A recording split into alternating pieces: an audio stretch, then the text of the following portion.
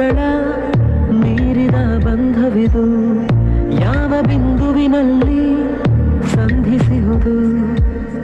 ಚಾಚಿ ತೋಳುಗಳನ್ನು ಬಿಗಿದಪ್ಪಿಕೊಳ್ಳುವುದು, ನಮ್ಮ ಪ್ರತಿ ನೋವನ್ನು ತನ್ನದೆಂದು ಕೈಯ ಹಿಡಿದು ಹೆಜ್ಜೆ ಬೆಸೆದು